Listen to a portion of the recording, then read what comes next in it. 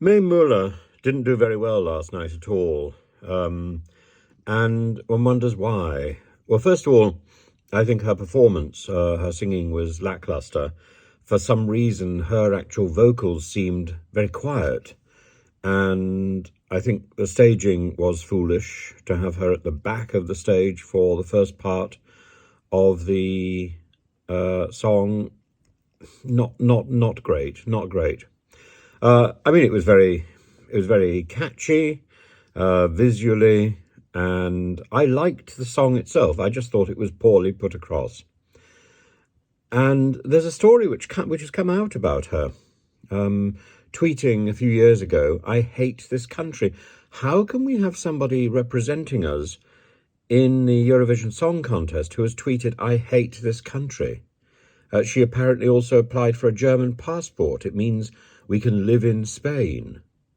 And also, while Boris Johnson, the Prime Minister, was in bed with COVID, she wrote, "Unpopular opinion, but I do not feel sorry for him." Well, whatever one thinks about Boris Johnson, I think somebody who is fighting for his life in a hospital bed needs pity.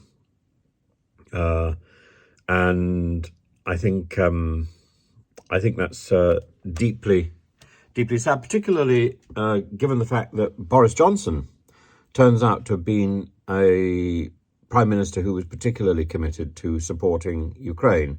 And when it comes down to it, that's what last night was about.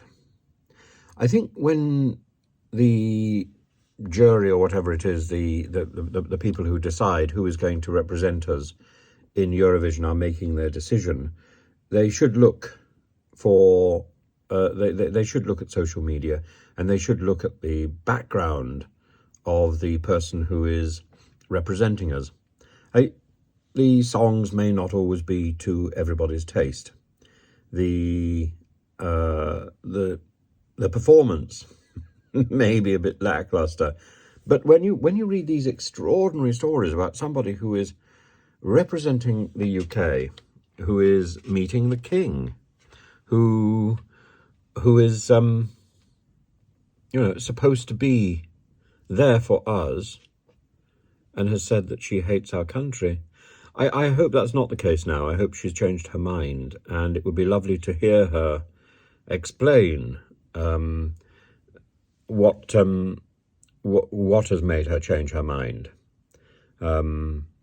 I suspect a lot of her statement there was a foolish and a sort of immature way of addressing political discourse, and I know this can make people feel frustrated and lost, and they belong to a tribe. I think we have to pull away from the tribalism. The tribalism doesn't represent our country, and I think also we need to pull away from the nastiness if it's at all possible. We live in a really unpleasant age where there are particularly vile individuals with public power, not only in our country but across the world, and they share something. They put themselves before our country, or before their country. They are more important than their people. Putin's survival is more important than the survival of his own people or the survival of people in Ukraine. Individuals, people who are innocent, are being hurt in Putin's desperate, mad attempt to cling on to power. The same can be said for Suella Braverman. You may wonder why I find her so detestable. Because she dreams of people's misery. She dreams of sending people to Rwanda. These are people who are caught up in this people smuggling operation.